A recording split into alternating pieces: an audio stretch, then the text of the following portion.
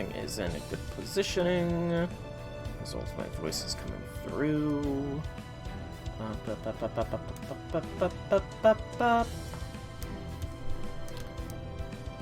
Looks good. Oh, no, it's a little bit more to the left here. There we go. And now does it sound like my voice is coming through? It does indeed. It sounds a little soft, but maybe it's just me being a bit too far away from the microphone. But regardless, hello, people of the internet. It is I, Silverak Dragon, here, back with more Fate's Grand Order, where, as it may be clear, the second part of Avalon Le Fae has dropped. As of, probably about 12 hours ago, or so, depending on when maintenance ended. I honestly don't know. I do know that there was a broadcast light last night, but I did not watch the light version of the broadcast. Just been a bit tired. Been a long day. Whole thing with work. It's a whole thing. But no need to rant though. It's not rant worthy. Just tiring.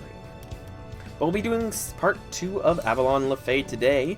Before that, though, just really quickly, the new bits of news here. First is the ongoing summoning campaign for Tamlin, Lancelot, and Percival, who is another Knight of the Round Table. They are both going to be available until the 2nd of July, so about 2 weeks. Nice. And we'll go over their stuff later if we decide to roll for them, because, like I said, I'm going to be rolling based on story this time. Or, you know, just to get caster Q like I did last time and I got somebody else on intentionally, but that's beside the point. We're not going to acknowledge her until we've seen her role in the story, because we've not seen enough of her. Anyways, the general overview, or summary for what's to come. Chosen by the staff of selection, the Savior, guarded by travelers from afar, shall reach the throne. The key to the conquest of Britain is to defeat Morgan, the ruler of the Lostbelt. A song of prophecy foretells her downfall once the Child of Prophecy journeys during 6 bells of pilgrimage, protected by the 6 clans. Also mentioned is a foreign mage, Chaldea's master, who has been witnessed at the Child of Prophecy's side throughout Britain, giving credence to the divination. Having earned an audience with the High Queen by warding off the calamity, the party sets their sights on the Fae capital, Camelot, the city of sin. Prophecy and calamity, fairies and humans. What end awaits at the crossroads of fate once mired expectations come into play. As the woman in Song Prophecy, Faerie Paradise that is overtaking Britain waits its end. So this has started officially. Just some cutscenes from there. Special login period, which will get you 12 quartz. The trailer is online now, as well as one aired right when I launched the app, which was unexpected, but it's cool. Another thing about Beryl, who will die, and that's kind of it. Kind of a shorter notice, but this is just part 2 of the Lostbelt. Most of the details, I'm pretty sure, were in the first part of the Lostbelt announcement. Get those 10 quartz, or 12 quartz. Nice. And we'll really quickly here just claim the various login stuff. And then, because I don't have a poor memory, we are going to do more of what I said, and first, unlock the final wardrobe I have access to, which is going to be Jean's here. The Prove outfit with a ticket. And then we will level up Melt, probably the last time with our stored 5-star embers, just because I'm pretty sure the Super Great Suck chance has expired. And actually, if it has, I might hold off even, just to wait for it to come back around. Just a wonderful dress like this. Thank you very much. Feels like I'm in a dream. I do admit the card art looks amazing for this outfit. They really put a lot of effort into the Idol event, especially with the card outfits and the actual outfits. That's a good amount of effort. I honestly think it was well worth it. Very much worth the effort. Something I will check. Do I have any golden foes? Just stir my memory up here, game. do I have any golden foes? Still got a lot of Valentines because I kind of slacked on that. I filtered out the foes, didn't I? Yeah, I think I filtered out all the foes, so show me the foes again. Thank you. Okay, no. I'm on 4 stars and up. So yes, I do not have any I don't have any foes. Okay. No golden foes at least. Alright, that's good. Let's jump back to that. And just because I should check. Not that. I want the card enhancement. That's what I wanted. Because MASH deserves to get as strong as she can. Pretty sure she's already almost there anyways, but you know, just keep pushing her. Alright, so 500, 500, 500, and do we have enough? We do. We can get our other arts card up to a 500. Nice. So now it's just Mash's quick card is all that's left to be maximum foe pod, and we're just 24 short for that. So still a ways away. But I will really quickly show summoning screen. We do have the new summons. I don't think there's anything new. It's just the rare prism shop has restocked. No, I do not need friend points. I have hundreds that I'm not even using. And just confirm nothing there. Yep. Okay. So I'm pretty sure that's all the stalling I can do. Yeah, it's just interlude servants are getting the double rate up. So yeah, no further stalling can be done. It is time to begin Avalon the Fae, Part 2. So I believe Section 9 was the last section that we did, where we fended off the Calamity from Norwich, and then Mash was zapped by Morgan and teleported somewhere else. So we have to go to Camelot to regain our Mashu. But it looks like we're not starting with Section 10, we're starting with Intro, the second one. No battles this intro, just 0 AP node, it's free quartz, so why not? I'll take free quartz. Oh, it goes straight to Act 2. So it actually separates them out by acts. That's actually pretty cool. Extra from the deck. Da Vinci's Typhon is back. Thanks, Marine. Let Typhon rest up in her cage until we're done writing our response. Scans for hazardous substances and contaminants are clear. It's a report from Da Vinci. Director Music, Holmes, if you would. Very well, let's take a look. Oh, I see. Oh, fascinating. Heads of the fairy clans, Calamities, a mysterious fairy horse who goes by Red Rabbit. Yes, this report has proven to be yet another scintillating array of tidbits. Can you read it for yourself, Gordolf? Yes, of course. I'm Caldea's director, after all. It's my job to stay abreast of all our latest developments. If you'll all pipe down, Captain Marines and Potafo, I'll read it aloud so you can follow along. Alright, to start off, let's go over what we know about Faerie Britain thus far. Okay, I think this is literally just going to be the recap. I'm not going to... If it's just a recap, I'm not going to do it in Goralf's voice. As amazing as I feel he is as a character, you know, I don't want to do the whole recap in his voice. So Faerie Britain, aka the 6th Lostbelt, is a dangerous place where no electronic devices can function.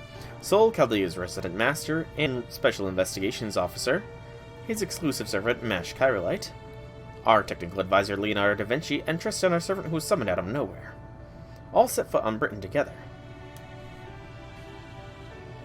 However, upon entering the Fae domain known as the Nameless Woods, they forgot their own names and memories and ended up separated. Sol awoke in the village of Cornwall, where he made contact with the local fairy, Artoria Castor, who had come to aid Chaldea in our mission. Thanks to her and Tristan, Sol escaped from the Nameless Woods. Wow. Cut off the... Not even telling about the bloodbath there, Da Vinci. Where he then met another collaborator by the names of Oberon, the Fairy King. And he began his investigation in earnest. After reuniting with Da Vinci, Sol began to gather information on Faerie Britain with a focus on anything that might lead him to Mash Chirolite. The Lostbelt King is Morgan, a fairy who has been ruling for the past 2,000 years. The fairies who populated it are divided into 6 clans, but they also control the human population. There are creatures known as Moors who are the fairies' natural predators. There are also Tamlin, fairy knights who possess the name of heroic spirits from proper human history. There are calamities that occur every 100 years, and the great calamities that occur every 1,000. And there's a figure called the Child of Prophecy who is said to be the one who will defeat Morgan. After undertaking a pilgrimage during 6 spells kept by each of the heads of the 6 clans, she will then go on to defeat Morgan and become the true King of Britain. Naturally, as you can imagine, Sol would have never let her do something like that on her own, so he proposed a partnership with Artoria Caster without even waiting for my orders. So now we are obliged to lend the Child of Prophecy our full support in order to defeat our common enemy, Morgan. In the time since our last report, Sol's team met with Aurora, the head of the Wind Clan, had a run-in with Tamlin Gawain at a ranch for keeping humans, fought Tamlin Tristan at an auction house, where they also rescued Senji Muramasa, a servant disciple of the foreign god. Met with Murian, the head of the Wind Clan, and encountered Koyan in yet another new outfit. I like how Da Vinci adds that detail. And had another local fairy by the name of Gareth and a mysterious fae horse called Red Rabbit join their team. After a series of adventures, including a battle against the Draki in the River of Tears, Sol's team finally arrived in the city of Norwich. There, who should they encounter but Mash Carolite, whom the local fairies believe to be the Child of Prophecy. No matter how many times I reread this part, it still doesn't make sense to me. How did Carolite come to be known as the Child of Prophecy? And what in the world is a Happy Cat? If only this report could respond to questions. But since it can't, we'll just have to use our imaginations to fill in the gaps. I'm guessing Carolite had her own share of troubles after escaping the Nameless Woods. At one point, she probably ended up saving some people, fairies, up in northern part of Britain, which probably led to them regarding her as a hero. At any rate, the report also says that Sol's team made contact with the creditor Peperoncino, who has been laying low in Norwich. After numerous mishaps, the calamity of Norwich finally appeared. Fortunately, with Chaldea's help, the Child of Prophecy was able to defeat this calamity. However, shortly after Mash Carolite had finally been reunited with Sol, she was whisked away to parts unknown by mysterious phenomena, separating her from Sol once again. But there is no time to grieve this unfortunate turn of events. I'm certain Sol would agree. For you see, in a surprising turn of events, he and Artoria were invited to Camelot, home of King Arthur in proper human history, and the location of the evil castle in Faerie Britain, by High Queen Morgan herself. The Fairy Morgan, who possesses Rangominiad, a powerful spell that could be used to fight the foreign god, one of our main objectives in coming to this Lostbelt in the first place. Now Sol, Da Vinci, Artoria, Gareth, Muramasa, and Happy Cat have accepted Morgan's invitation and are setting out for Camelot first thing tomorrow. So probably we're already en route. And that's all she wrote. Now, do you all feel sufficiently caught up? Yeah, we got the most of it. Thanks. Okay, we're gonna go back to our posts now. Gordoff was just a storyteller. Man, it sounds like things are pretty crazy out there again. I hope Mash is okay. Not to worry, Da Vinci's report was quite upbeat, so if nothing else, we can be certain that Mash is safe. The real problem is this water mirror spell of Morgan's. According to the data enclosed alongside the report, it would seem that so those dark clouds over the city of Norwich weren't a calamity pool, but one of Morgan's spells. It's hard to believe she was able to remotely control such a powerful spell from over 100 kilometers away. Between this water mirror and Rangominiad, it's clear she's a powerful enemy on par with any of the other Lostbelt kings we've seen. I'm afraid I don't know much about Morgan's legend. Could I ask you to fill me in? I only know about her story from proper human history, but if you'll settle for that, then sure. Alright, let's start with her general background. According to British myth, she is the good fairy of the lake. In a legend of King Arthur, she's depicted as an evil witch bent on destroying him. Morgan was the child of the Duke of Tintagel and Lady Igraine, and later became King Arthur's half-sister after her mother married King Uther. But despite their family ties, she grew up jealous of him and began plotting all sort of wickedness to make his life miserable. Some of her more notable misdeeds include stealing the sacred sword scabbard and seducing Lancelot. But the worst thing she did was trick King Arthur into impregnating her with Mordred, who she later sent to join the Round Table. There were a lot of factors leading to the downfall of King Arthur's kingdom, but Morgan's definitely the one who tipped it over the edge. Paradoxically, there are also some who believe another side of Morgan was devoted protecting. That was weird. That was a weird sentence structure. Those theories claim that Morgan and Vivian, the Lady of the Lake, who gave King Arthur the sacred sword and protected him in death, are in fact the same person. Sounds like her lust for power led her to become a femme fatale who ruined an entire nation. So it's the Magecraft world's consensus on her. There must be more to her story than what's commonly known. Indeed there is. I went through our database myself after receiving our technical advisor's first report. There was one bombshell right out of the gate, and it relates to her birth. Turns out Morgan was not actually the Duke of Tintangle's daughter. That was only a pretense. Okay. She was actually the child of Lady Igraine and King Uther, the rightful King of Britain. We did get that information, I think, earlier. Yeah. More stunning still, Morgan was never human. Indeed, instead she was a Fae child, an offspring of the Isle of Britain, just like Vortigern, the cowardly king. But apparently Morgan kept that fact secret and pretended to be merely a normal human child. Still, with King Uther as her father, and in the absence of a rightful heir, she would have been the next in line for the throne. But then a rightful heir did appear. One Artoria, King Arthur, was accepted by the Secret Sword and unified the Lords of Britain, under her leadership. Man, my tongue is getting tangled. Morgan stopped hiding her mystics, and that is the power of her true Fae nature, and started poisoning Camelot every chance she could. She told herself, Artoria is nothing more than a human king, made so by other humans. I am Britain's true king, I alone deserve to inherit the mystics. This conviction of hers grew to the point that she eventually came to despise her father, King Uther. Hey, Velvet, welcome to the stream, happy things. Bad news! Oh no, what's the bad news?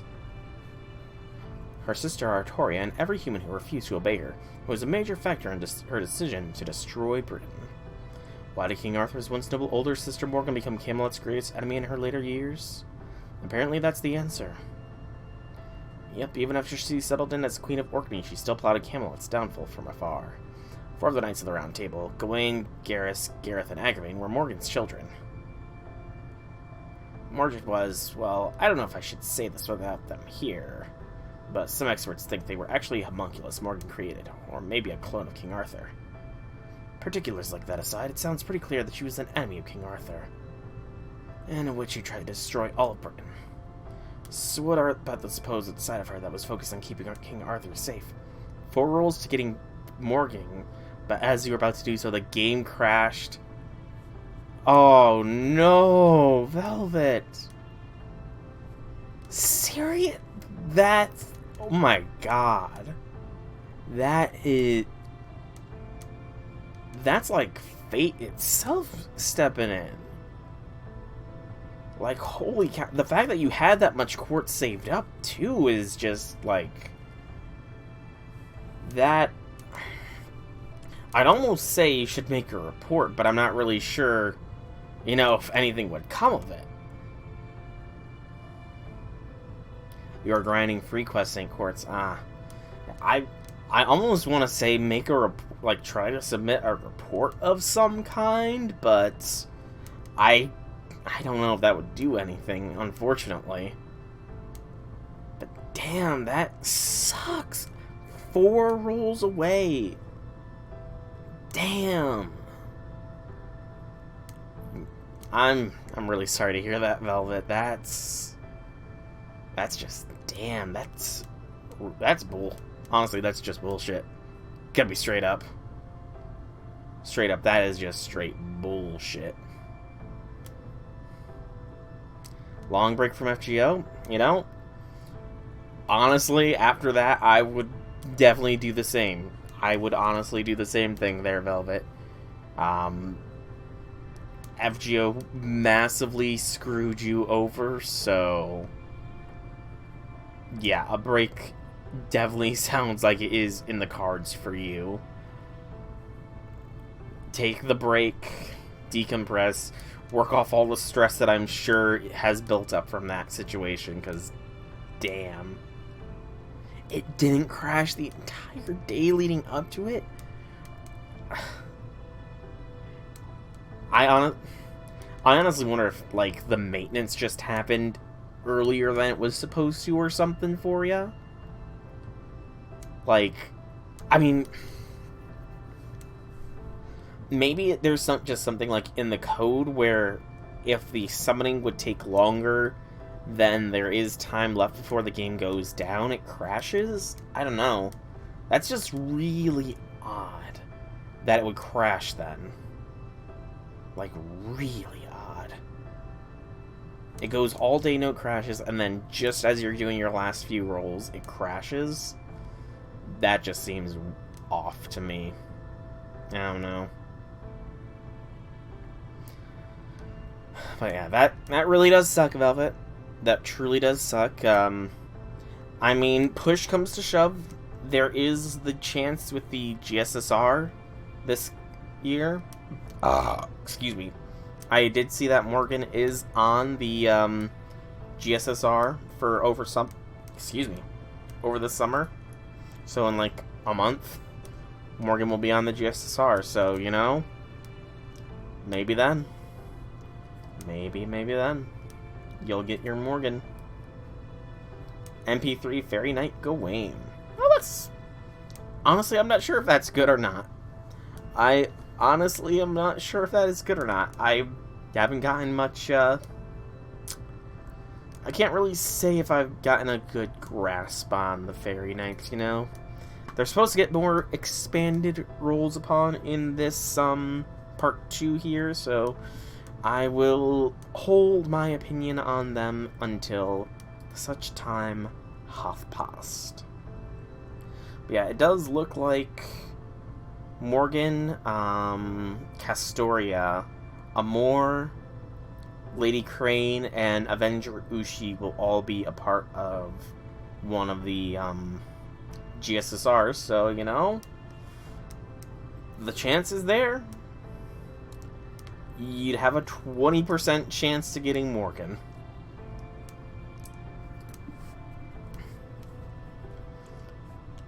So what about the supposed cyber that was focused on keeping King Arthur safe? An excellent question, Captain. There are numerous Arthurian legends, and each of them describes Morgan differently.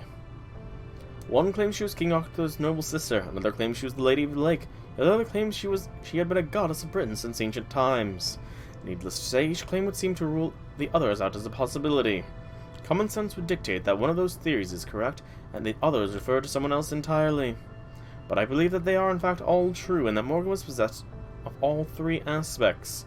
Given that she was born under supernatural circumstances, I surmise that her human side, her fairy side, and a part of her that was Britain's own avatar all existed simultaneously. But these parts of her are essentially irreconcilable, that's a word, within a single entity. I suspect each of these aspects became an independent being. One was her human side, Artoria's kind older sister Morgan. Another was her fairy side, Vivian, the Lady of the Lake. And the third side was the Avatar of Britain, Morgan Le Fay. If we assume that to be the case, everything makes sense. The Knights of the Round Table then did not bring her to justice because she was both good and evil. Nice, you know. Okay, I'm convinced. But hang on, isn't Vivian another name for Nimue, the fairy who imprisoned Merlin?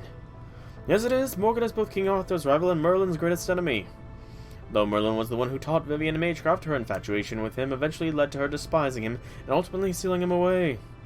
To do so, she employed a great bounded field in the form of a sarcophagus spell inscribed with the words, "Only those free of sin may pass."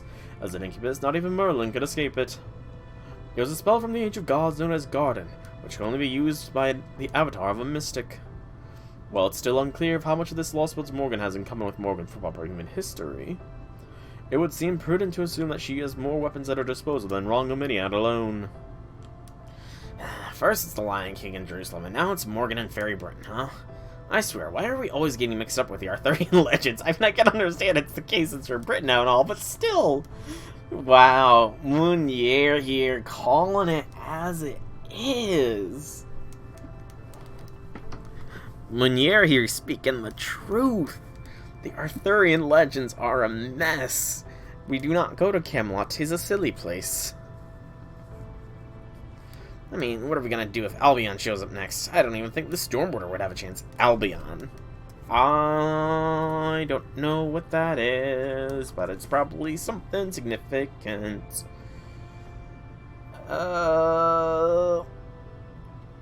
Albion is an alternative name for Great Britain.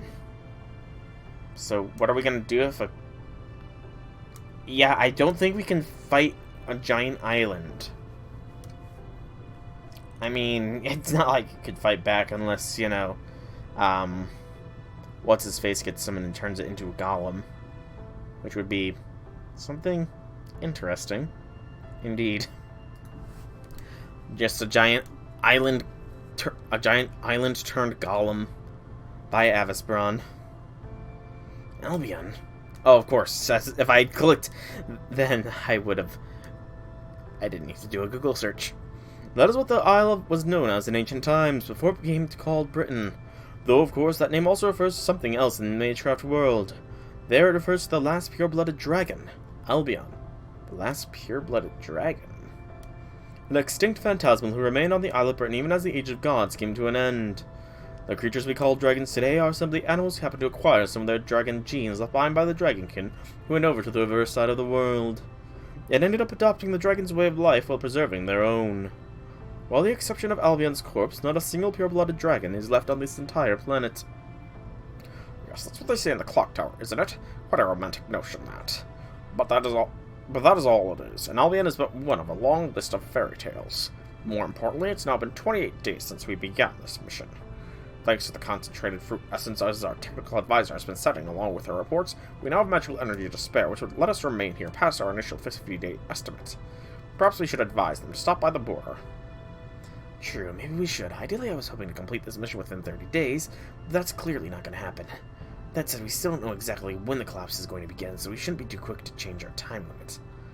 If we stick to our initial plan, we still have 17 days left to complete the mission. Do you think Solstein can pull it off in that time frame, Holmes? Well, according to Da Vinci's report, it would seem the circumstances are nearly all in place. If their meeting with High Queen Morgan ends peacefully and she proves willing to share information about Rongominiad with them, they can then devote the rest of their time to investigating the collapse. And if it doesn't end peacefully? Now that Chaldea has thrown their lot in with the Child of Prophecy, war is all but inevitable. We already know the extent of Faerie Britain's military power. If Artoria is able to complete her pilgrimage and muster a significant anti-Queen force, the battle for Camelot will be decided in a single day. I suspect that battle will take place in 16 days at the earliest, just barely within our deadline. Holmes here being probably accurate with his predictions, let's be honest. So we got a quartz, a fragment, and Norwich for section 10. Camelot. 2, 4, 6, 7 arrow node for section 10. So let us begin section 10. I completely forgot at the start of the stream to say if you're enjoying this, please make sure to give me some feedback. And hello, people of the YouTubes. I don't know if this is going to be split. This stream is going to be split into two. It kind of depends how long this section is and the next section is, because yeah, this has been a very lengthy Lostbelt. I can hear people singing the Child of Prophecy song in the streets. I shall speak now of a future of the Isle and of the Isle of Mystics, which came to be known as Fairyland. That the innocent return. Here stands the Queen's unknowable castle. It falls like rain, like ash. It vanishes like snow, like lies. Our desires languish deferred. Even now we dance at the palm of the Queen's hand. We require now only a little more patience. After 2,000 years, the dawn shall bring the child who will be our salvation. She shall be the child who saves the world, who binds both peoples together. Even if her light begins as but an ember, even should no one see it, she'll become a flame to draw moths. A city of iron, a sea of soot, when the calamity recedes, her pilgrimage begins. Chosen by the staff of selection, the Savior, guarded by travelers from afar, shall reach the throne. The true king shall arrive at the throne, accept now this bloodied crown. Ring, ring, like raging thunder, like weeping flame, let us hearken to the 6 bells ringing, blaze the path of the true king. Ere the red calamity catch us, ere the black calamity devour us. Indolent and derelict though we may be, we are the scions of the free Fae. Never have we wished for anything, but still we desire a shining future. There is no mention of Norwich being destroyed in that song. So why did Oberon say there was nothing anyone could do to stop its destruction?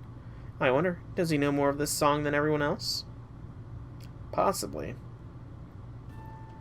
I do, as a matter of fact. The prophecy actually has 18 verses in total. Most fairies are only familiar with the 14 we just heard, but there are actually 4 more. I knew it. Why didn't you tell us this sooner, Oberon? I just forgot to mention it, okay? I'm sorry. Can we please drop it? I'm guessing you had a reason? In retrospect, maybe I was being a little overprotective. I'm sorry about that. Alright, I'll tell you. These are the other 4 verses of the prophecy, at least as I heard them. Verse 8.5. The harbor shall return to empty shore, but the calamity shall vanish into the distant sky. Verse 9.5. The round fortress shall burn, and the bell of water shall appear. Verse 10. Confessed sinners shall make the acquaintance of the guillotine. Verse 12. Having fulfilled her role, the child of prophecy shall say farewell to her home. Best part of Lostbelt 6 is Bianca. The little moth, yeah, the little moth is, like... The little moth is up there with one of the best characters so far in this Lostbelt, because a lot of the fairies are monsters, let's be honest here. That poor fairy girl who saved us at the beginning and then got corrupted and had to be put down.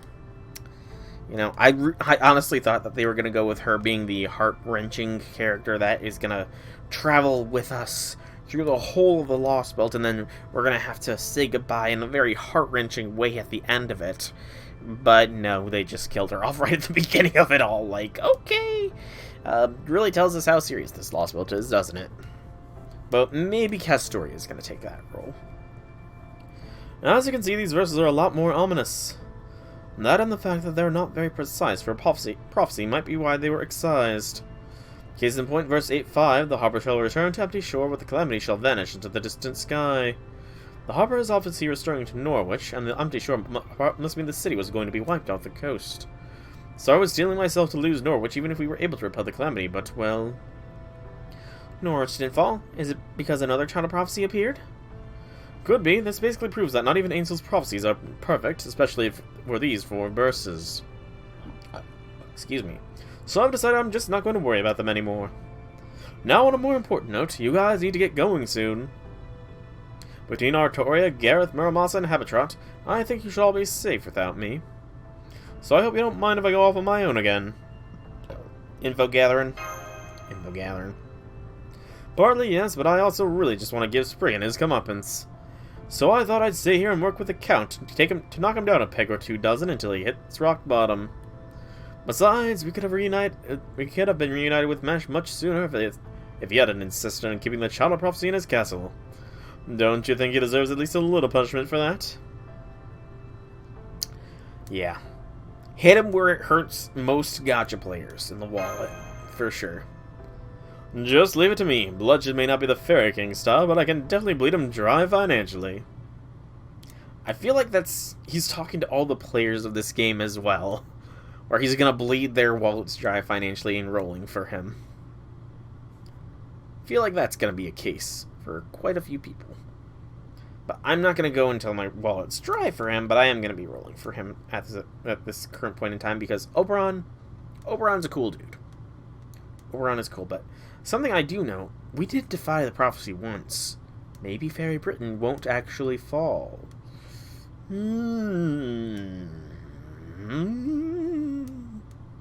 You're not sure if you're going to do more rolling? That's fair. Like I said, you got massively screwed over.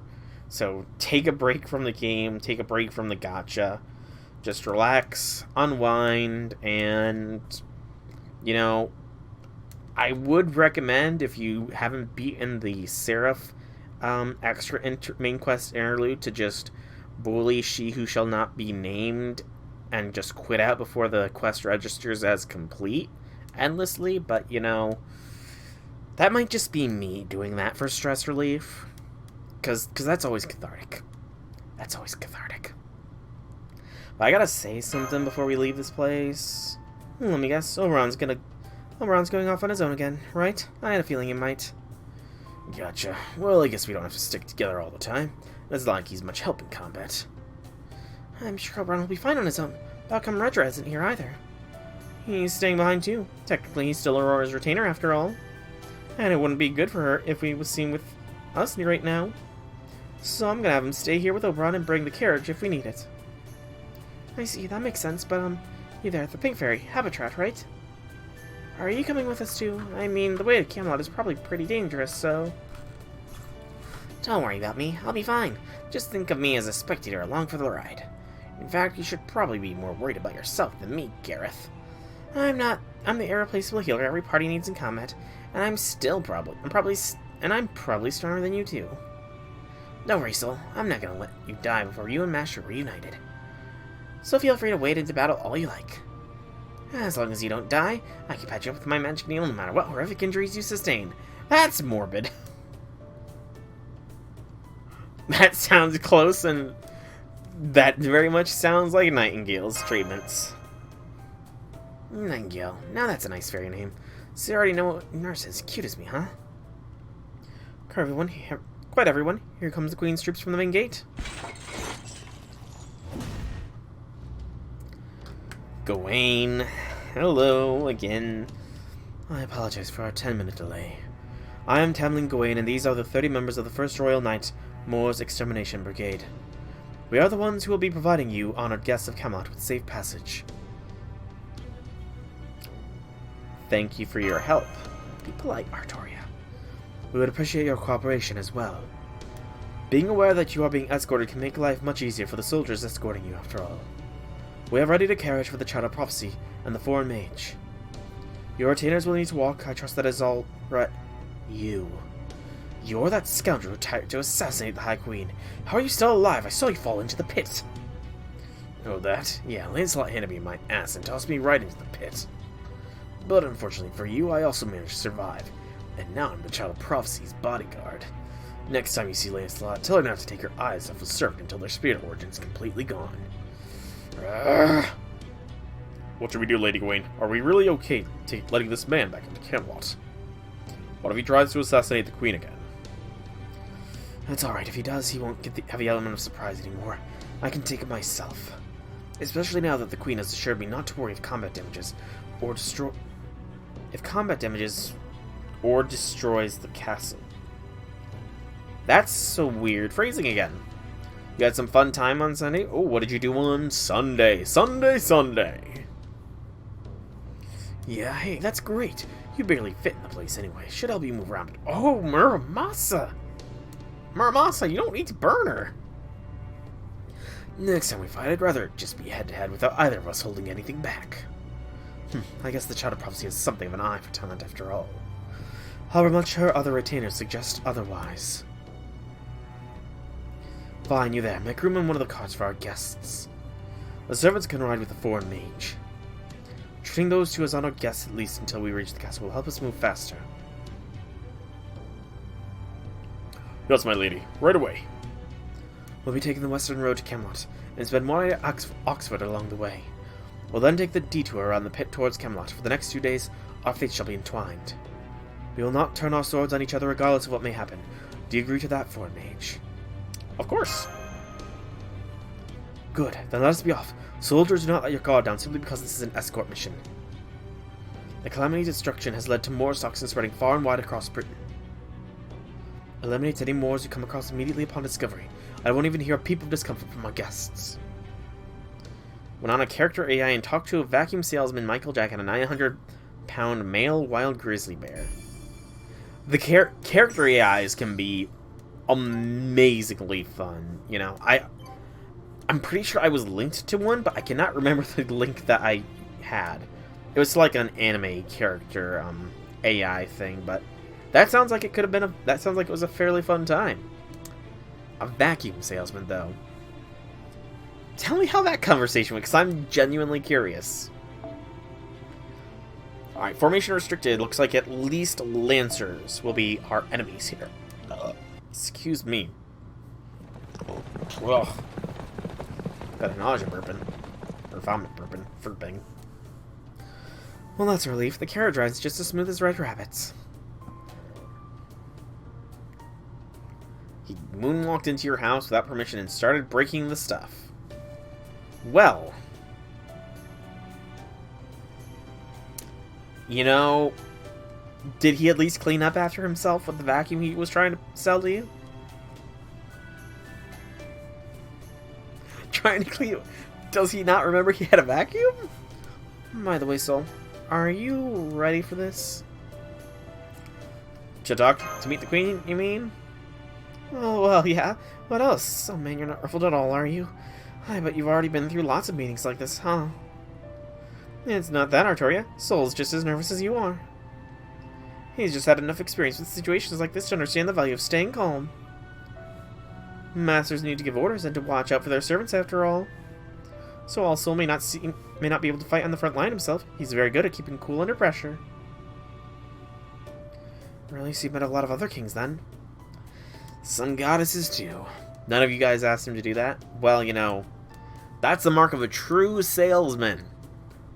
To clean up things without asking. Yeah, you know, the day that we become used to meeting kings, queens, goddesses, gods, and other... I mean, I feel like we would be used to this. We should be used to this at this point, you know? By the way, I heard something interesting about Tamlin Gawain back in Norwich. Apparently, she was the first fairy to be made at Tamlin in the era of the High Queen. About 200 years ago, during the 1800s of the era of the High Queen, there was a huge outbreak of caterpillar wars in central Britain. That calamity later became known as the Caterpillar War, and it was Gawain who put a stop to it. So while it might not have been like the calamity we got rid of here in Norwich, she still resolved the calamity just like Artoria did, and that's what led to the Queen recognizing her skill. So he hadn't sold a single vacuum, and he started to get angry when you asked if they were in pink. Did they come in pink, though? That's the question. He might have gotten angry about it, but did they come in it? Are you filled with respect, or just surprised now, Artoria? No, nothing but... Gawain could do what surprised me or make me respect her. That said, I guess this means Morgan's not the only fairy to have dispelled the calamity, then. Guess this means I'm even less special than I thought. Oh man, now I'm even more nervous. Oh crap, I'm sorry. I didn't mean to make you feel even more nervous. And hey, from what I heard, the Caterpillar War wasn't all that big of a calamity. I mean, the one at Norwich was a once-in-a-millennium great calamity. So it had to be smaller than that. Don't forget, we saved an entire city. You have to be right proud of about that. Yeah, you're right. I mean, Mash and Soul might have done most of the heavy lifting. But I definitely still contributed. When it comes to defeating wars, I can hold my own against any He said no pink vacuums. You also talked to a Nero. Oh boy. More smoke spotted nearby. Incoming from 3, 7, and 11 o'clock. Lightning soldiers, prepare your mystic codes. Guards, get into your formations. Soul. Let's go help. If you're here, I assume you have no intention of sitting back and letting us do all the fighting. Very well, I would be welcome to your aid. There are lots of Moors here and I would prefer to avoid casualties. Follow me, Child of Prophecy, Foreign Mage. Make sure you stay close to me.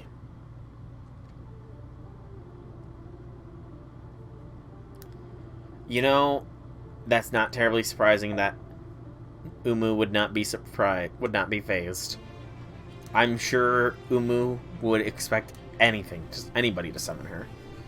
Alright, so this is one of the rare nodes where I can literally use anybody. Outlaw apparently got NP6 of the new 5-star Lancer in under 900 quartz, so Outlaw's got that EX rank luck. Kyle looks to be saving for Morgan. There's Outlaw. Good lord, Outlaw. You've already got her to level 104. Let's see. Anybody else here have anything interesting to say? Yeah, I should probably not sort like that. Because it's just going to give me the same people.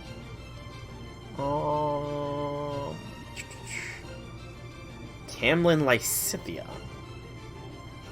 You know, now that I think about it,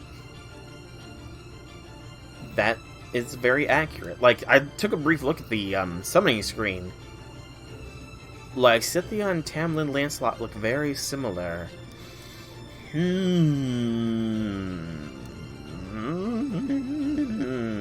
Okay, let me see. What is... So, formation restricted. Up to 3 servants can be set in this quest.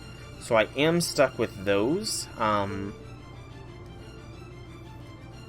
Rat Simulator?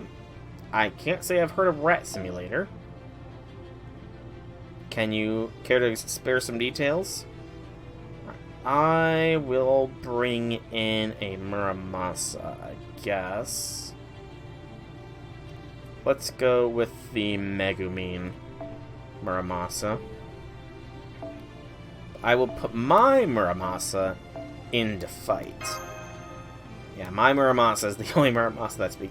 Although, is that a different ascension? That looks like a different ascension for Muramasa there. Or maybe I'm just hallucinating things. I don't know. I hallucinate a lot of things, I feel like, sometimes. Anyways, let's begin. Play as a rat, go into people's houses to spread the plague, and to rescue other fellow rats. That sounds like it could be pretty fun. Especially if it had, like, one of those IO game things. Foul weather, special resistance up. Yeah, but if it had, like, one of those IO game things where it's like it's like a huge world with a ton of people constantly playing together and stuff, that would be pretty fun. Excuse me. Anyways, I guess now I get to see Tamlin Gawain's full kit for the first time, since I didn't look her up previously. So, Tamlin Gawain is an AoE Buster, Noble Phantasm Servant, Saber, 1 quick, 1 arts, 3 Buster cards. Passive skills are Magic Resistance C and Madness Enhancement A+. A Saber with that high level of Madness Enhancement. Quite something. Her attack is kind of low, actually. Yeah, I mean, this is a support Castoria. Her attack outpaces Gawain's, but I guess there is the star difference, so maybe it's not too bad. Anyways, the first skill is Numeral of the Saint B. 3 turns attack increase, Buster card effectiveness for 3 turns when on sunlight. I'm pretty sure Gawain as a base... gracious, excuse me. I'm pretty sure baseline Gawain has Numeral of the Saint rank A, I feel like. Wild Rule A. Increase Buster card effectiveness and apply Strong Ear State that restores HP for yourself during normal attacks and remove 1 buff from a single enemy. And when successfully removed, decrease that enemy's defense for 3 turns. That's actually a pretty interesting effect.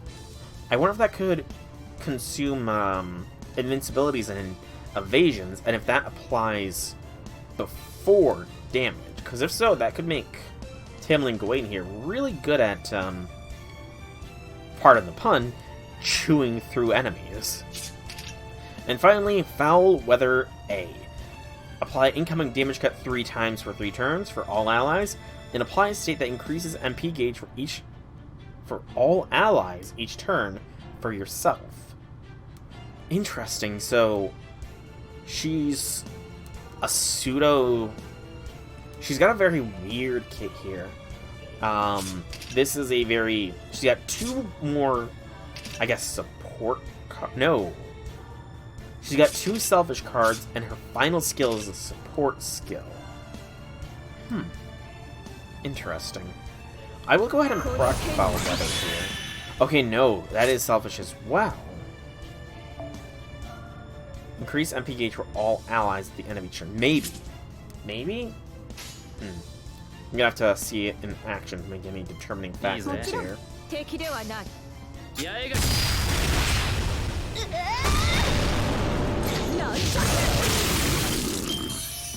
Okay, so it does... It's a 15% battery. Efficacy, huh? Okay, that's not terrible, actually. 15% is pretty decent.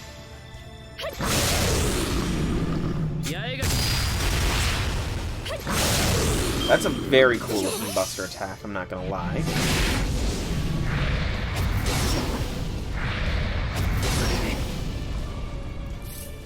Okay,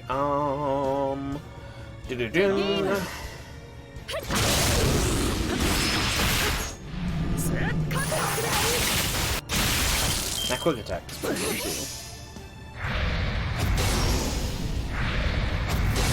Oh, I completely forgot about the special resistance. That's probably why we're barely taking any damage here. I completely blanked out on having that. My memory is like a steel trap.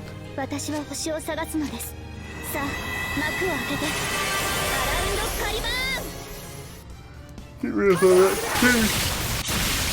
far they are.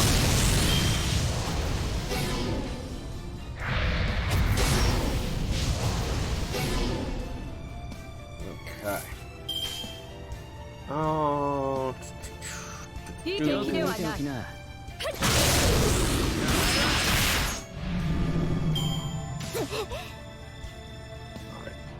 Alright.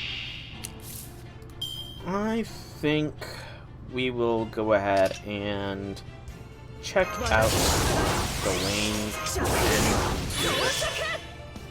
She is real quick. Let's confirm it. AoE. Yep, she is indeed AoE. So, go a little something like this. Let's see this first instance of the MP in slow motion. She breaks the horn off his head.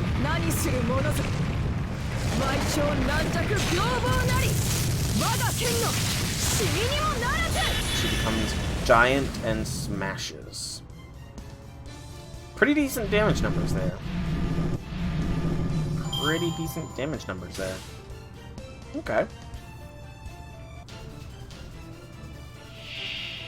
And a large Moors. Let's speed combat back up. And this time is Muramasa's turn.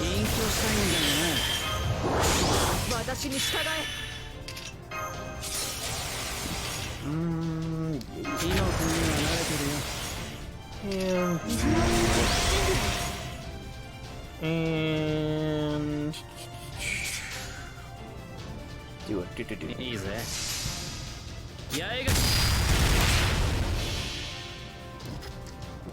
Alright, Velvet, it was nice chatting with you for a little bit here. As you might have seen from below the stream here, I am going to be streaming every day this week during the weekday, so hopefully I'll see you sometime later this week. And once again, it really sucks to hear what happened with regards to the game here, but I would definitely be taking a break if you're in a situation. Oh gosh, I didn't realize there was multiple things there. I was about to feel like I was screwed. Oh, that was a brief moment of panic. Cut me off what I was about to say, but yeah, I would take a break if I were you in your situation as well, because that was BS.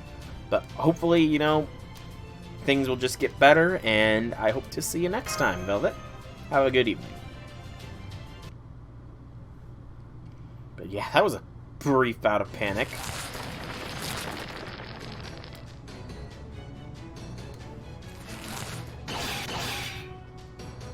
Uh-oh. One soldier down.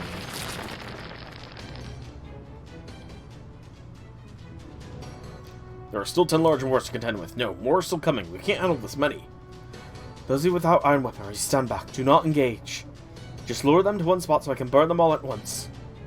We're trying, but these Moors aren't falling for our decoy. It's almost like they're here for something else this time. Something else? Could be after the Child of Prophecy.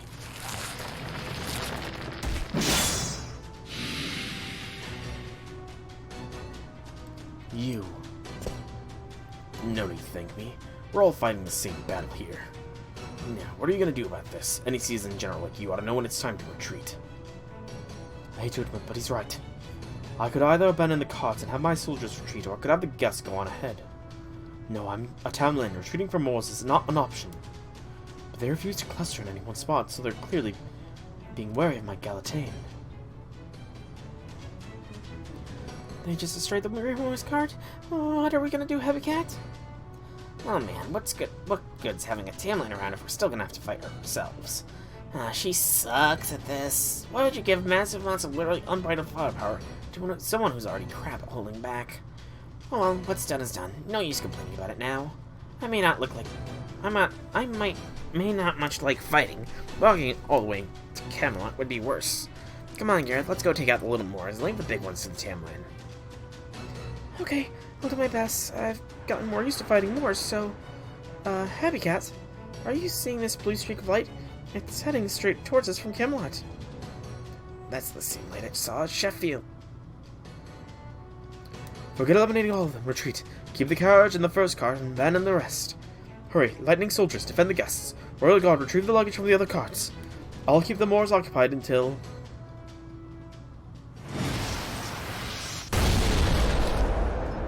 Don't think there's gonna be need to keeping them occupied. What are you doing here, Lancelot? I didn't ask for your help. I don't think you'll need my help either, but the High Queen commanded me to come. Hostiles detected. Eliminating. Stand back, Gawain. Taking out individual targets is my area. Oh snap, I think we're about to see Lancelot's kit here as well. Avenger. Yeah, looks like it. We won't have access to her third skill, but Tamlin Lancelot is 2 arts, 2 buster, 1 quick card here. 5-star Lancer class servant, single target as well. Single target Lancer servant, arts based, I want to say. Innocent Lake's Light. Increase MP gain for yourself, deal significant damage to an enemy. This very much feels like base Lancelot's NP. Anyways, 2 skills of the 3 currently unlocked. The first skill is Dragonheart. B. Increase attack and apply incoming damage cut, and increase max HP and increase MP gauge for yourself. Excuse me. And the second skill, Parry Dancer. B. Increase crit star gather rate and gain crit stars per turn for yourself, as well as an immediate injection of stars. We'll go ahead and use that now here. And we'll go ahead and use this Dragonheart as well. And we're going to head for the big one first, so we'll throw the Spiriton boost on, and let's go Tamlin Lancelot. Wow, very silent when selecting the cards. I should have gone slow for the NP. Okay, I know that it's not audio listening because I'm not even getting any subtitles, or normally you would. So, character reasons purposely being silent.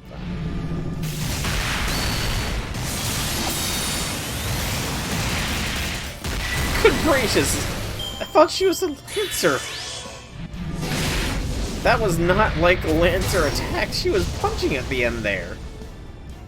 That was awesome looking, to be honest. Alright, going for a second round.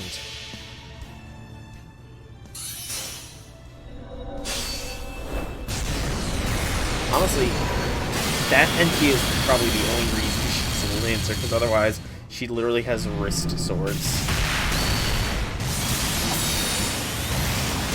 Laser wrist swords that are also pugilist gauntlets. That was a pretty cool looking fight. She seems like a pretty strong servant, but strength is not everything. Story also matters for my rules.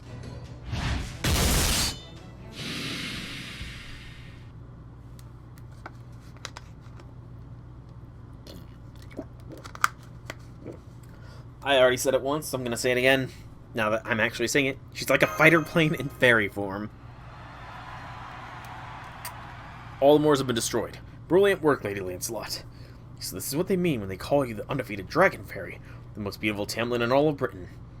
I still can't believe you took out so many of these large Moors so easily. There, I eliminated the Moors just like the High Queen told me to. I'll let you handle the escort from here, Gawain. Wow, very serious? No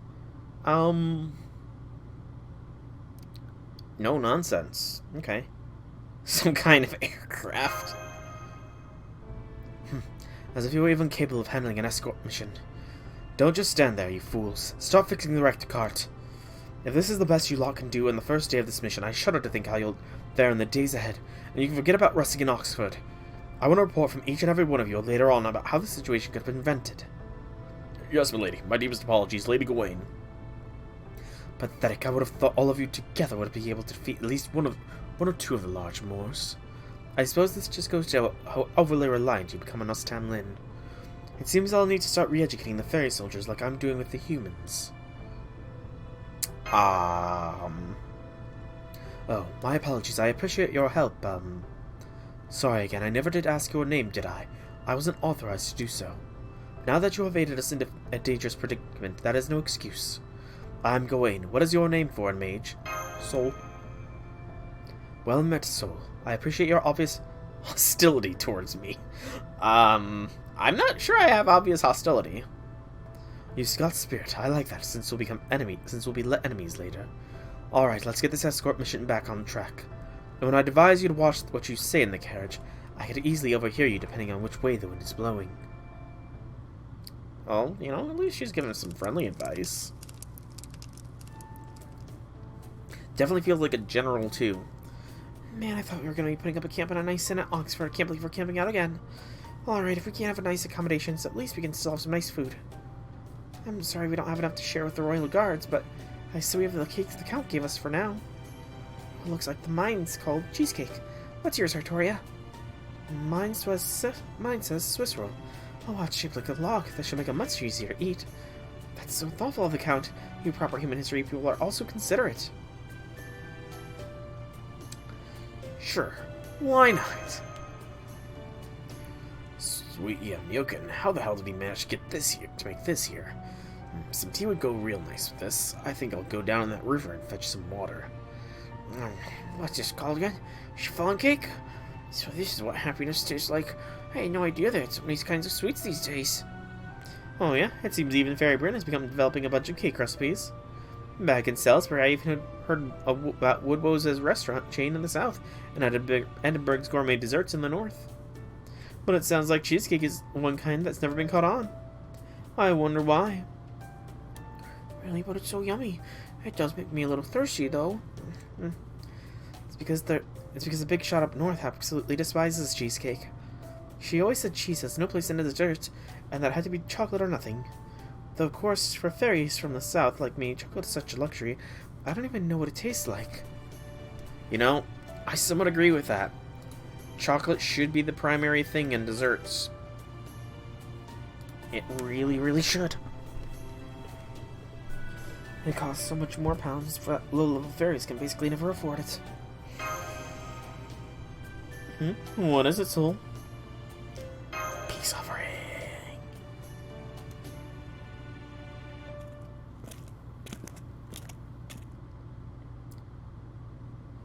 Do you have a custom after eating sweets after a meal? I don't usually care for sweets. If I'm gonna eat something cooked, I'd rather have meat. So no, I won't accept that. But I can see you have something to discuss. Go on, then. Have a seat. You want to talk to me about Lancelot, right? Very well then, ask me anything you wish to.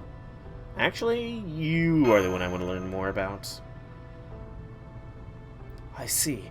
You're trying to figure out my true name. Pointless, but I can at least respect your willingness to try anything you can. Come to think of it, I still haven't properly thanked you for your help earlier today, have I? Come, sit.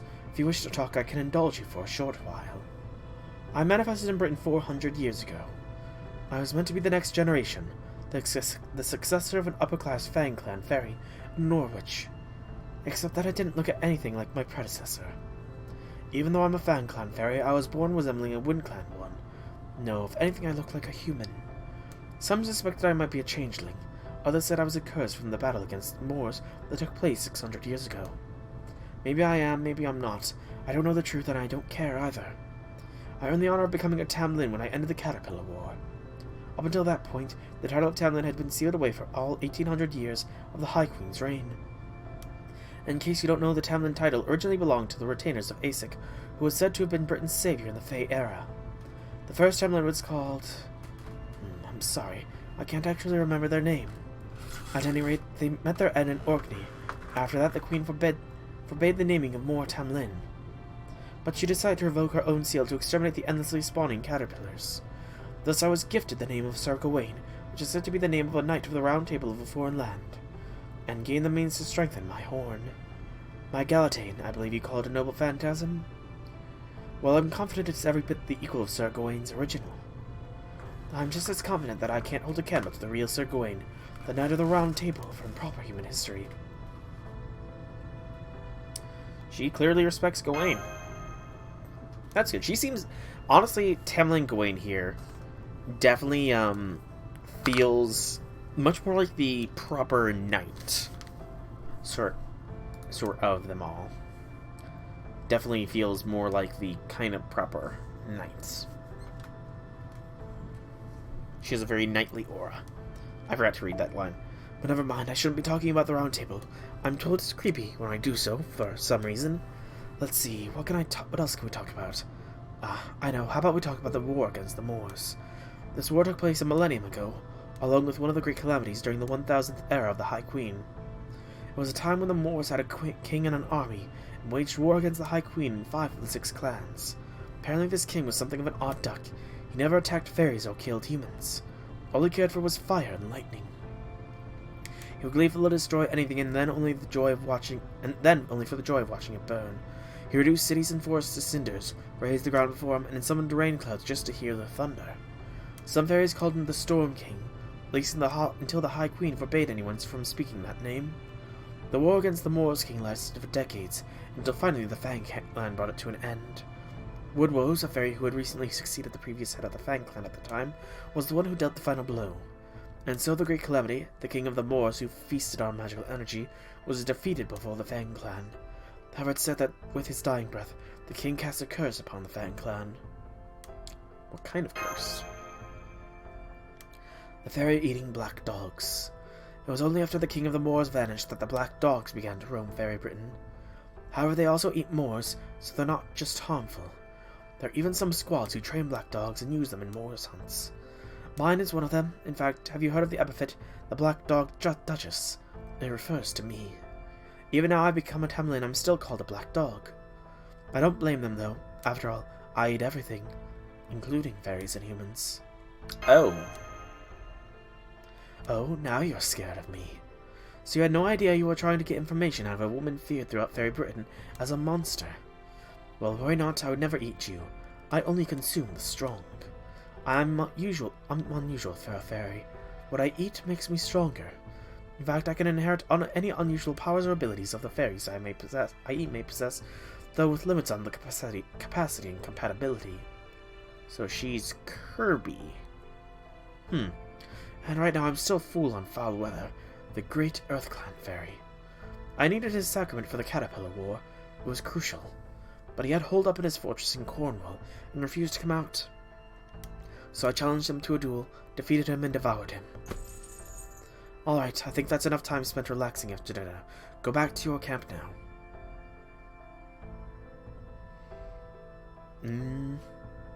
You know what? Thank you for talking to me. Be thankful. I'm used to talking with humans. In fact, my current husband is human. Oh, okay. Interesting. Well, I see he's my husband, but he's neither a romantic partner nor a future meal. He's just a guest I'm putting up in my mansion while he recuperates. Still, you do remind me of him in both your lack of fear and your innocent curiosity. Alright, back to your camp now. My soldiers and I will take turns keeping watch. Don't stay up too late. We'll be setting out early tomorrow morning. Interesting. So she knows what a husband is, but she has one, but they're not romantic interest nor a meal. Though why a husband would be a meal, that's a whole other question to ask. Forgive us. No more prayers. Close your ears, your eyes. There's not much time left. The veil has fallen. Extinguish the light. Today is ending. Farewell. This day too will end forever. Forgive us our sins. Excuse me. It's too late to do anything now, but make sure everything is cleaned up. It's that song again. Who's singing? Is it the sky singing to me, or something like that? If so, that would be more than a little creepy.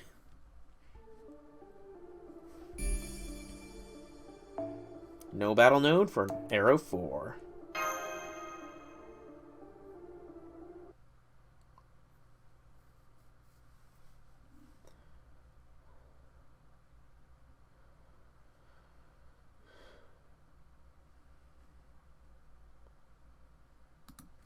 Two days after leaving Norwich. Day 30 in Faerie Britain.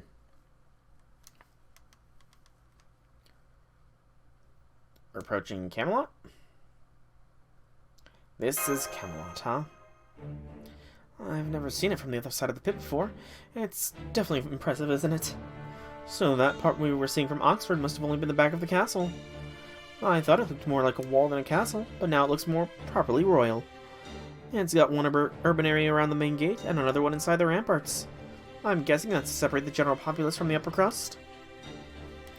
Don't let the gate fool you. The side facing the pit is actually the castle's front. Really? So that big fancy gate is actually the back gate? Oh no, that's the main gate. Sorry confusing you, Gareth. There's no way into the castle from the pit. You gotta go through that gate to get inside. Not about fairies who can fly. Couldn't they just zip inside? No, it ain't that simple. There's a magecraft barrier around the front of the castle, on the side facing the pit. If you ever fall in there yourself, you'll see there's a ton of gun ports along Camelot's walls. And you don't usually put cannons behind a castle, right? So you can be pretty sure the side facing the pit's the front. So she's worried about something coming up from the pit to attack. Interesting. So, Gawain's glaring at something up north. Whatever it is, she's obviously upset about it. You're friends now, right? Go on, ask her what it is. I mean, friends, you know? I guess we're friendly. What is it, Sol? Are you suddenly having second thoughts about entering Camelot? It's not that. You're wondering what's got me so upset. Can't you see for yourself? That's Knock-na-Raba's army up north. Knock-na-Raba? I don't see her anywhere. Alright, you're too short, aren't you? What a shame. Oh, burn! Well, no matter. It's none of your concern anyway. Are you kidding? Of course it is. Come on, Sol. Let me stand on your shoulders. Our rabbit isn't here right now, so you'll have to do. Whoa there. Hang on. Before you go through all that trouble, how about using one of my handy dandy gadgets first? Here are a spyglass. This will help you at least see as far as Gawain can. Now take a long look at the plains up north. You'll see some really interesting glares pointed this way. Spyglass time. Oh, I can see super far with this. Thanks, Da Vinci. Try turning the dial on the side. It's set to 5 kilometers right now. But if you crank it up to a 4th notch, you can set it to 20 kilometers. There, see them? There's a ton of fairies gathered in those plains. That must be the northern army of that other queen, the one we've been hearing so much about. Knock-na-Rab of the King clan. That's her army. It's not just Fang and Earth clan fairies. There are also lots of soldiers with masks. Are those giants? There are giants there. That's right. Nock's rule bestows power and wealth upon any who swear fealty to her. It's the opposite of Gloucester and Murrian. However, that effect only works when Nock herself is nearby. I see. So if she wants our troops to be effective, she can't be far from them. Go on, Sol. Try looking a little farther ahead. See that huge carriage? The one that kind of looks like a small fortress? There's a fairy standing on top of it looking down at us from up there. And even though this is your first time seeing her, I think you'll agree that there's no mistaking who this northern queen is. I don't see a carriage, though.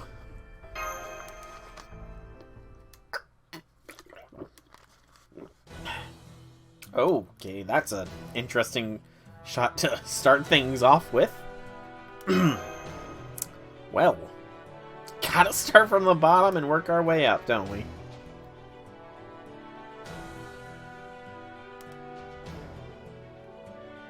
That's definitely a very cult. No way.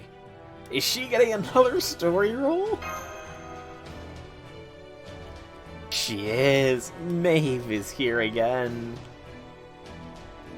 Wow, that's honestly shocking.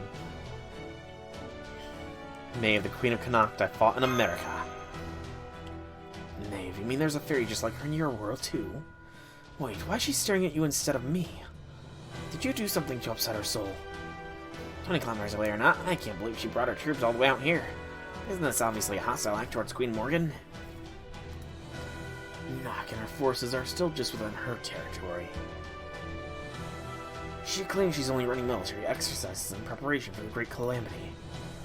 10 days ago, she was conducting exercises 40 kilometers away. Now that Sheffield has fallen, she's closed the distance and come further south. She wants to have 30,000 troops there. That's not just a threat, that's preparation for all-out war. How the hell does she keep them all fed? Alright, fairies don't need to eat. No, we don't. Unlike humans, that's one of Nock's army's defining characteristics. She despises humans and won't even use them in combat against Moors. She envisions Britain run by and 4 fairies alone, with her as its sole monarch. Well, that's something. That does sound like something Maeve would say, but Just for fairies, huh? Let's not keep our thoughts inside. That said, she won't be sending her troops any further. She has no definitive reason to challenge the High Queen, nor much of a chance of success if she were to try. The northern fairies have been incited to rebellion against the High Queen for several times before. Each time they find themselves retreating north with their tails tucked firmly between their legs. This time will be no different. Alright, that's enough idle chatter. Let's go. We're about to pass through the main gate. From now on, I suggest you remain sharper than ever. So we're passing by the pit. Ooh, much fancy. Okay. So this is Camelot's Castle Town.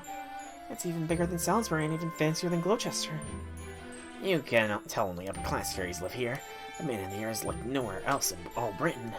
And that castle keep over there must be where they keep the existence tax. Magic energy they extract from every fairy in Britain through command spells. I've heard stories about it, but this is way beyond what I was expecting. No wonder they're not worried about Nox's army out there. It has to be way beneath their notice. Trying to take Morgan on now, so it would have to be crazy to do it. I guess must have never set foot here before. If he had, he'd never have thought to rebel.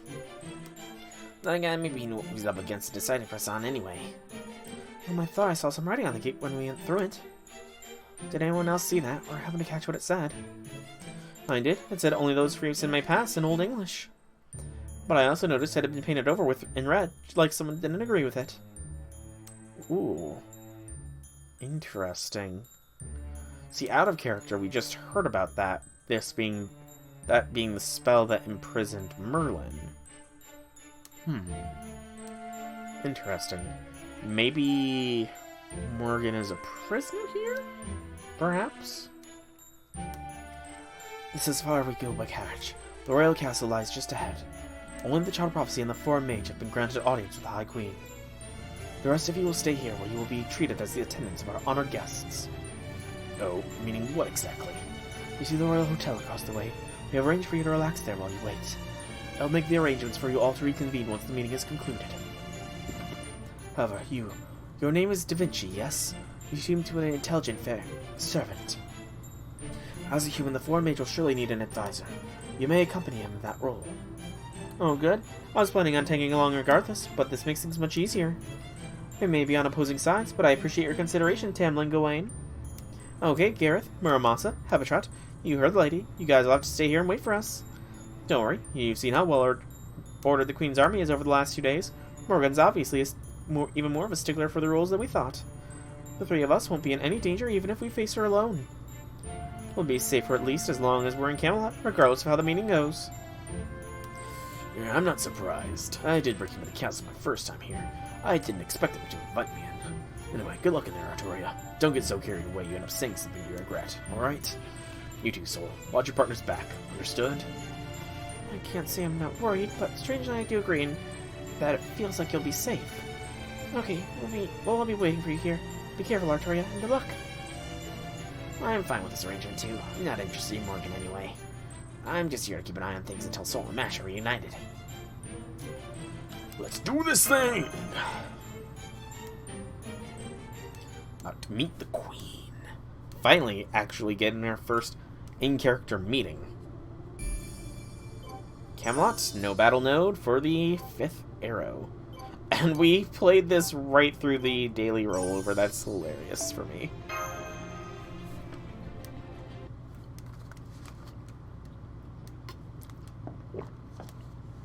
Footsteps.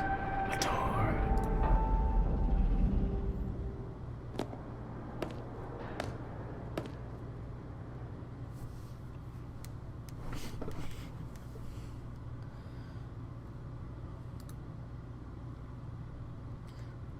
An hour to get up the stairs of the throne room. Damn, that's impressive. That's a long staircase. But let's keep our sarcastic thoughts to ourselves just in case there's a mind reader around here. This is the Queen's throne room. Kneel. Present. Worship. Submit. Emissaries to the throne, cease your breathing. 30 ambassadors. 100 officials. Close your mouths. You are in the presence of High Queen Morgan, the king who expands our boundaries and upon whose shoulders all of Britain rests.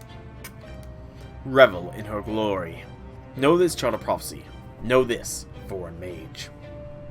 This meeting is a sign of the High Queen's grace and amnesty.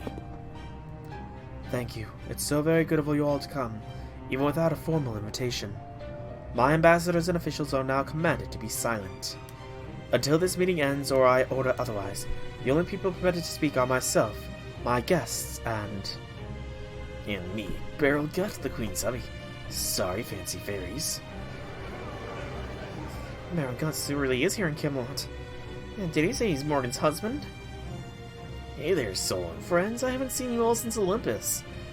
Why the look of surprise? Hey now, don't tell me Mash didn't tell you I'm Morgan's beau. So this means Queen Morgan's... Right, as a master yourself, of course, that's where your mind goes. Right, Soul? Yeah, it's true, I admit. I'm Morgan's master. The partner of the High Queen who rules over the land of the Fae. Yeah, that doesn't really make much sense, though. If she has been ruling for 2,000 years. I mean, I guess Kirstaria was Zeus's master, so... Yeah, sure it does, and it's true. I mean, yeah, she's so far out of my league, I have a hard time believing it myself, but facts are facts. Artoria, I give you permission to approach.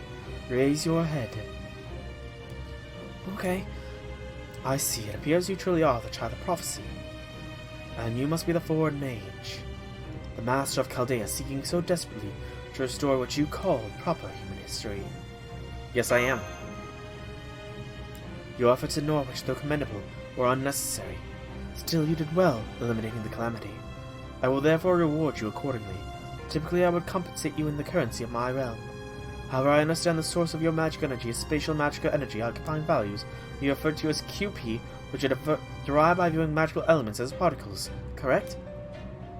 Sure. I trust 100 million of these should suffice. Take them.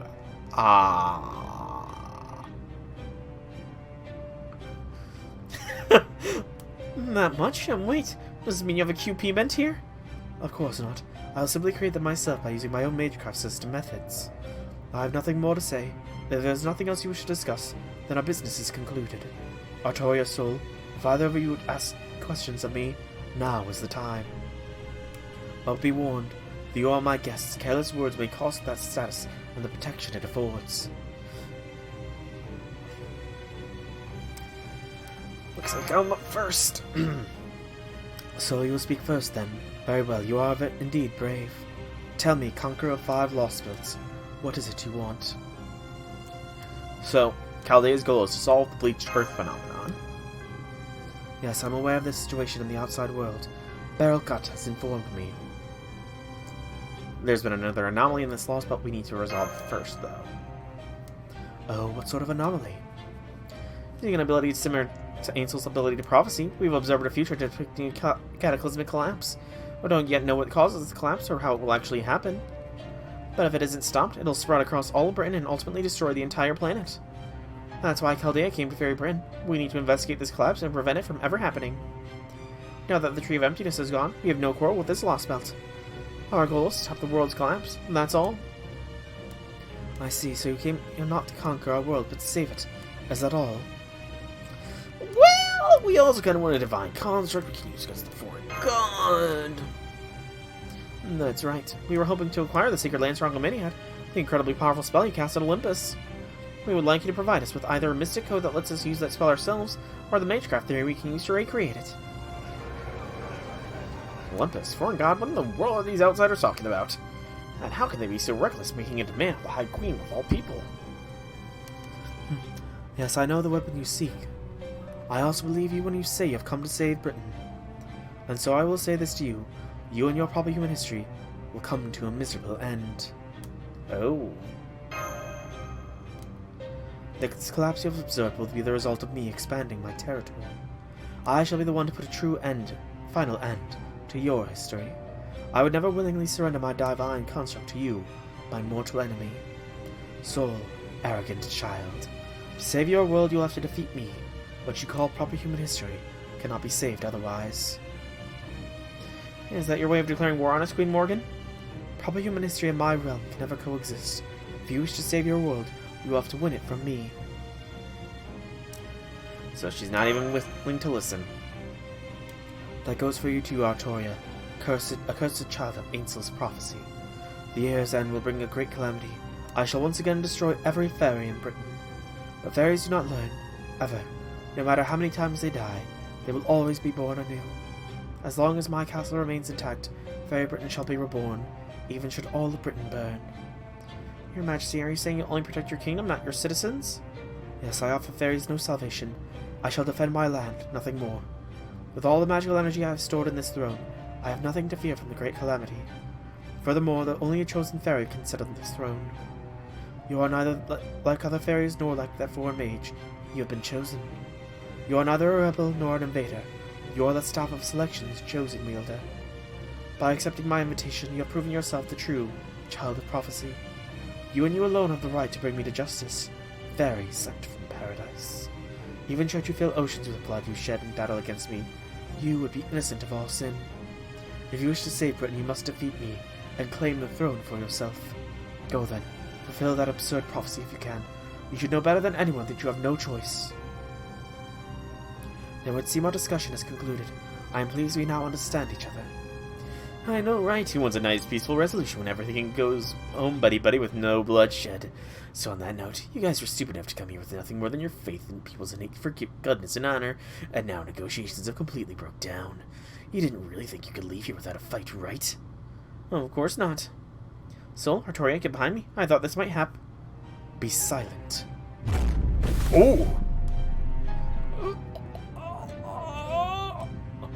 Even now, these are my honored guests. I'll permit not so much as a hair on their heads to come to harm, nor will I allow even an insult to their pride until they have left Camelot. Gotta be shitting me. Forgive my husband's insolence, child. Daughter of Tintangle, so long as you remain Artoria, I shall not recognize you as my enemy. As long as the bells of pilgrimage remain unrung, my lords are forbidden from attacking any of you. However, if she does start ringing the bells and officially declares herself the child of prophecy, then and only then shall I name her along with Chaldea my enemies and marshal my armies against you. I therefore advise you to think very carefully before beginning a war you cannot possibly win. Now stand down. I'm certain there is nothing left to say. Actually, there is. Or is there? Where is Nash? Mash. What is that? That's the name of our companion, the one you swallowed up with the spell you usually use to get rid of the calamities. She's the demi-servant with the spirit origin of Galahad, the Shield Knight. Since you named your Tamlin after other knights of the Round Table, I'm sure you must know that name too. I see, that explains it. Yes, I hold your knight captive. Where is she? I see no reason I should tell you. She is my trophy. But I can assure you she is alive and well. No one can harm her, not even me. Mash is not a trophy, Morgan. You will reveal to me where she is, or there will be hell to pay. Another no-battle node.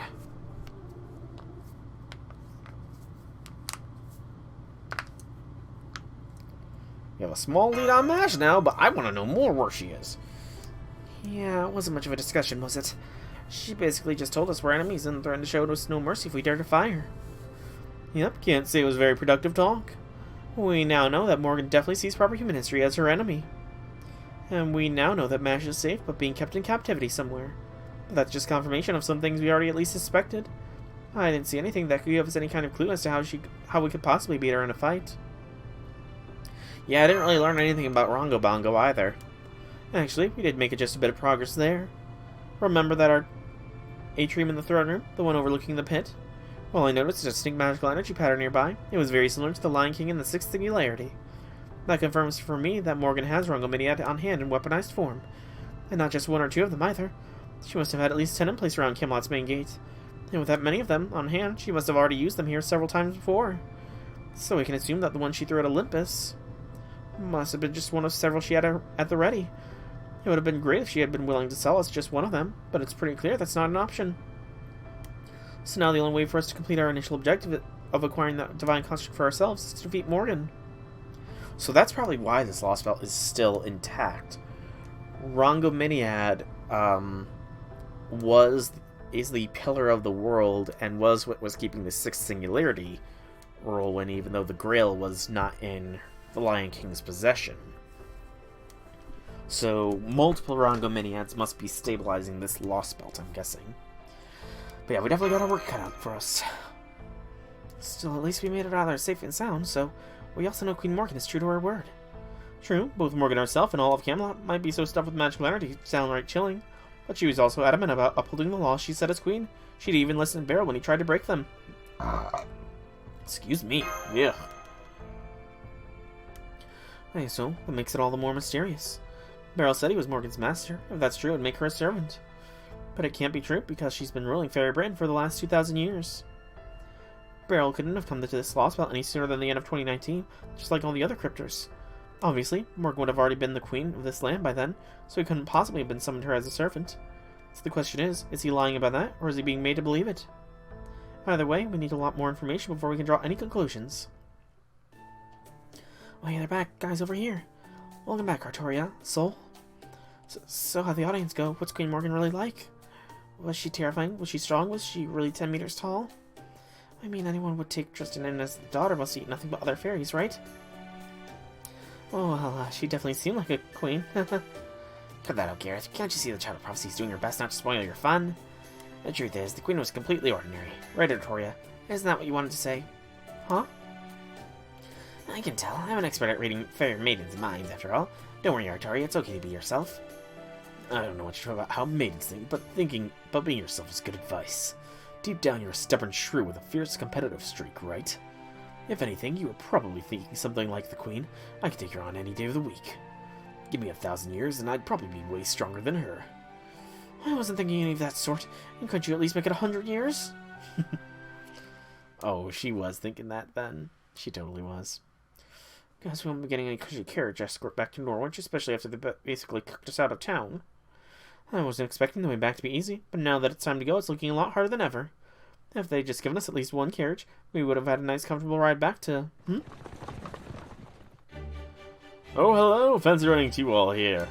I was out taking our new carriage for a test drive, and I just happened to find myself in Camelot. Seems like fate to me. Go on, get in, don't be shy. You sly dog, you, Oberon. Yep, I figured you'd be finishing up around now. I take it your audience with the Queen's all done. I'd love to hear about it, but first, we should probably get going before our presence here gives the Queen's armies any ideas. Hello, everyone. I'm glad to see you haven't been tempted by other carriages. Hey, Redra's been ascended. Say hello to our new improved carriage. It's now got 6 passengers and 2 sleeping berths. With this bad boy, I can promise you a more comfortable journey around Britain than ever before. You'll see, they don't call me Redra Homestretch Bit for nothing. That's great to hear about the carriage, but why are you gleamed up too? Once I told the fairies of Norwich I was one of the Child Prophecy's attendants, they were delighted to absolutely pamper me. The Earth-Glad fairies put this armor for me during the celebration. I see, well that's nice. I just hope you're ready to pay for it yourself. Aw, poor Redra. Poor Redra. Okay, these arrows are getting a little shorter, it feels. Okay, where are we going? Unless this is going to be tuning into Maeve here, which is a possibility. By proceeding through this quest, 100 million QP will be gifted to you by the High Queen. Any QP that exceeds the maximum limit cannot be received. Is this okay? Yeah. So, I have less than 100 million. But that is amazing that we get 100 million QP. That's awesome. And that's how the audience with Morgan ended. Well, she certainly didn't mince words, did she? Morgan is eager for this fight. I'd hoped there might be some way to broker peace if Chaldea and the Child of Prophecy met with her together, but she obviously never had any intention of giving up her throne to the Child of Prophecy, the true king. And that's not all. Morgan doesn't even plan on saving Britain. She said she was going to expand her territory and destroy the outside world, right? I was already pretty sure that was her plan, but I didn't know how she planned on pulling it off. But after hearing about your meeting, I think I've got it. She's going to use the Great Calamities herself. Oh? How? Remember the water mirror spell she used at Norwich? That's what she's always used to get rid of the Calamities before. Isn't that right, Albatroth? Yeah, she doesn't usually break it out at that massive a scale, but the teleportation spell is one of her go-tos. So even if Soul Mash hadn't gone to such extraordinary lengths, she would have still made the Calamity disappear. Or rather, she would have made it her own. I think Morgan's been trying to acquire the Calamities for herself. And if she is, that must mean she's able to harness their magical energy and use it as her own. That's the magical energy she's going to use to overwrite Soul's world, proper human history, and make it her territory. She's going to take the curse meant to destroy the world of fairies and use it to destroy the world of humans. That's her plan. She's not out to stop the Great Calamity. She wants it to happen. So instead of getting rid of the Great Calamity, she's going to use it as a weapon. Even though she has more than enough power to banish it, like she did in Norwich. But that would mean only the fairies inside Camelot would survive. Now that you mention it, those upper-class fairies in Camelot all look down on the other cities. I've heard them say stuff like, the only fairies worth anything are those from Camelot, with a straight face. They've completely bought the whole privileged class nonsense being the Queen fed them. I'm sure they just think of the child prophecy as an irritant.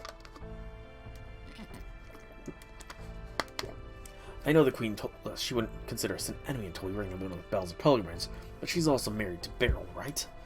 It's a good thing Oberon showed up with the carriage when he did, because there's no telling when he might have sent troops after us. You said it. First thing is first, we should put some distance between us and Camelot. We can figure out our next course of action after that. If nothing else, we know exactly what we have to do now. If we're going to save Britain and our world and MASH, we're going to have to defeat Morgan.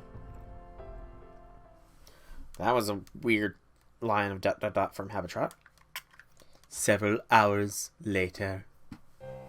Still no sign of movement from the pit. That's concerning. That aside, a great calamity that comes every 1,000 years. The sheer idiocy of these fairies never ceases to amaze. At least it is useful. I will use whatever I must to erase proper human history forever. The foreign priestess is here. You again. You know that merely observing will resolve nothing. If you are truly the foreign god's priestess, you should at least try to kill me. Though, of course, that assassination attempt by the disciple did not go so well for him. No servant comprised of heroic spirit from proper human history can hope to match my Tam Lin. If you will do nothing but stand there and watch, then do not show yourself. I tire of looking at you. If there is something you wish to say to me, then speak as he did.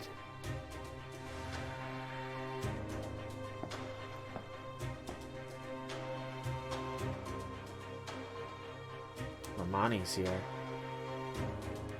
Sorry to interrupt your chat. I would have knocked, but there's no door here. Of course not. Why would I welcome guests merely because they come knocking? I do have a waiting room, though, had you care to use it. You mean the ghost ward down below? It is majestic but unnecessary. I don't have time to wait. I'm neither an omnipotent nor a talented mage like yourself. I'm just an ordinary man capable of nothing but ordinary work. Truthfully, I should be avoiding places like this, where I have no business in the first place. Your actions defy comprehension. You are clearly from Chaldea. You are on the side of proper human history. While the foreign god means to wipe the slave of humanity clean, I could end up destroying it before she gets a chance.